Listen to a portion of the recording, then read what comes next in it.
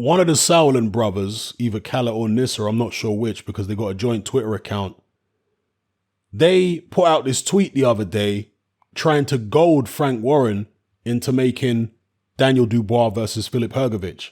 So as you can see, it says, does Dubois versus Joyce have a date? Could make Hrgovic versus Dubois this afternoon. Easy biz and a cracker for the fans. Done for free in sparring, and Filip more than happy to oblige under the lights. Don't need a lunch for this one. What we saying, gents? And he's added Eddie Hearn and added Frank Warren. Well, this tweet went out, correct me if I'm wrong, on the very same day that Frank Warren announced the date for Dubois Joyce. I'm not sure whether Sauerland saw it or not. I don't know. But either way, we do have a date for Dubois Joyce. So the Hrgovic fight is going to have to go on the back burner for now. As far as Hrgovic beating Daniel Dubois up in sparring, Frank Warren did respond to that in this IFL interview, and he didn't deny it. And as far as I'm concerned, that's an admission that it did happen. But he also said that Dubois was only about 18 or 19 at the time. Filip Hrgovic was much more experienced, which is true. And sparring is sparring. Now, anyone who wants to have a go at Sauerland for bringing up sparring stories, you're going to also have to have a go at Frank Warren, because he was happy to bring up sparring stories about Dubois dropping AJ in the gym. So what's good for the goose is good for the gander, right? Now, I take on board what Frank Warren says about Daniel Dubois being inexperienced when he sparred Hrgovic, because Dubois only had 7 senior amateur bouts. Hrgovic had countless senior amateur bouts, and he fought in the World Series of Boxing. And also, as Frank Warren points out, Hrgovic is, 6, 7 years older or something like that, 5, 6 years older maybe than Daniel Dubois. So he was physically more mature at the time when they sparred, and he was just further along in his boxing development. And as such, you can't really read too much into that particular sparring. You know, in some instances, sparring does mean something. People always say sparring doesn't mean anything. Well, no, that's not strictly true. In some situations, sparring actually does mean something. It all depends on the circumstances. But in this particular set of circumstances, all I would say is I wouldn't read too much into Dubois getting beaten up by Hrgovic in sparring. Apparently it was competitive. This is what I've heard. But then Hrgovic got on top and he hurt Dubois to such a degree that they had to stop the spar. Okay, that's what I've heard. But things happen. Some of the greatest fighters of all time have been beaten up in sparring, dropped in sparring, knocked out in sparring. That's where you learn. That's where you perfect things and you work on your weaknesses so that it doesn't happen in an actual pro fight. Now, if it had been the other way around, if it had been Hrgovic with all the experience going in there against a very green Daniel Dubois with only 7 senior amateur bouts, and he got stopped in sparring, that would be more significant. Because, again, this is a guy very mature in terms of his amateur experience and what have you, and World Series of Boxing experience, getting stopped in sparring by such an inexperienced guy as Dubois, that would have been more significant to me, because Dubois, being further back in his development, what would then happen all these years later after Dubois has improved so much? You know, if he stopped him when he was inexperienced in sparring back then, now, I mean, it could be a serious problem for Hrgovic, but that's not what happened. It was the other way around. It was the vastly more experienced guy stopping the very, very inexperienced guy in sparring. So again, not to labor the point, can't read too much into that. I think for Dubois, as regards to Hrgovic, is more of a mental thing. It's not so much Hrgovic has necessarily got Dubois' number stylistically or skills-wise, because, as I say, Dubois is going to have improved a lot. It's more to do with, has Dubois recovered mentally from that situation? Now, most of you are going to say yes, but I wouldn't be so quick to jump to that conclusion, because some fighters get spooked by things like this. I mean, a good example would be Alexander Vozdek. He got stopped in the amateurs by Artur Beterbiev. They fought in the pros many, many years later. And from the opening bell, you could tell by the body language that Gvozdyk was still intimidated by Beterbiev. He still hadn't gotten over what had happened in their amateur bout.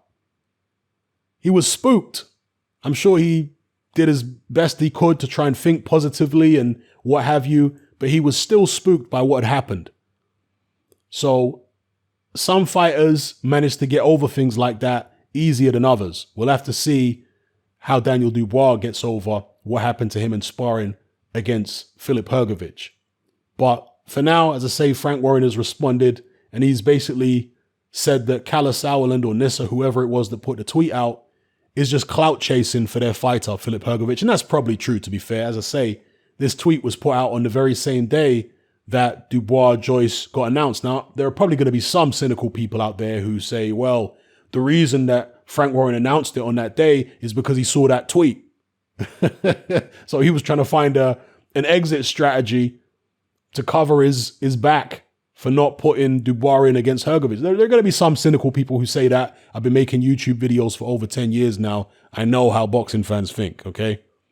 But that aside, I think Frank Warren's probably right.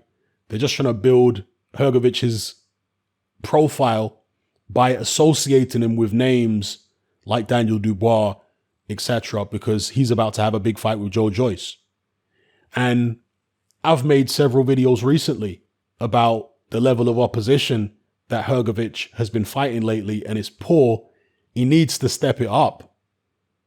The Sauerlands and Eddie Hearn need to do a better job. Now, Frank Warren, again, I have to agree with him.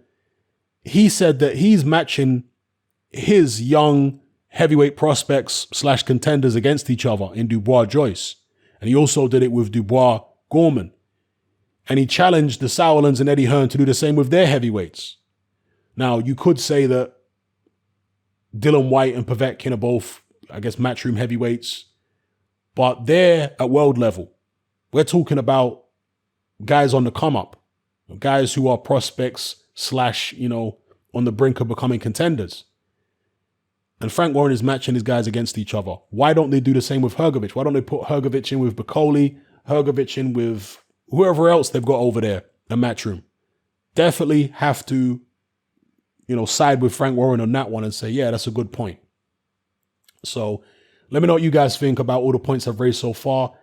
And again, just finally, Hrgovic's next scheduled bout is on November the 7th against Rydell Booker. Now, when Rydell Booker fought Kubrat Pulev, his name sounded familiar to me. I was like, Rydell Booker? Why do I feel like I've heard of that name before? And if you go to his BoxRec page, this is Rydell Booker, 39 years of age. Fought Kubrat Pulev last year.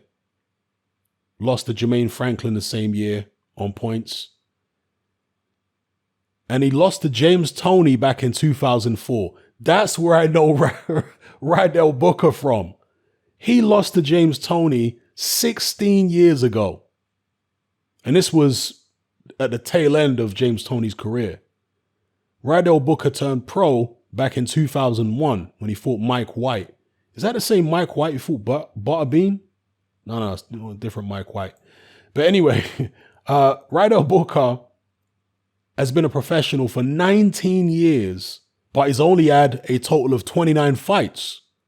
So there was a hiatus in the middle of his career. Well, after the James Toney fight, he was off for 14 years. So what on earth happened to Rydell Booker between 2004 and 2018? Was he in prison? I don't know why a guy would take a 14-year hiatus from the sport. Maybe he was doing something else with his life, business or what have you, and that didn't work out, so he's decided to come back to boxing for a bit of extra cash. Anyway, point being, this is the caliber of opposition that Filip Hrgovic is fighting right now. And again, I have to agree with Frank Warren. Another point he made is that Dubois is fighting a guy who beat Filip Hrgovic in the World Series of Boxing in Joe Joyce. Whereas Hrgovic is fighting Rydell Booker. Yeah, surely the Sauerlands can do better than this. In Hrgovic's most recent bout, as we know, he fought Alexander or Alexandre, I'm not sure how to pronounce it, Kartozia, and that fight went exactly as we all expected. It was over very, very quickly. So anyway, let me know what you guys think about all the points of discussion I've raised in this video. Frank Warren's response, again, I can only agree with pretty much everything Frank Warren has said here, that they're basically just clout chasing. The Sauerlands, that is. You know, trying to associate Hrgovic's name with Dubois. And look, I'm sure the Sauerlands would be willing to put Hrgovic in with Dubois. But Dubois got this fight, so they're going to have to find something else decent for Hrgovic elsewhere. They need to start doing a better job, the Sauerlands and Eddie Hearn. Let me know how you guys feel in the comments below.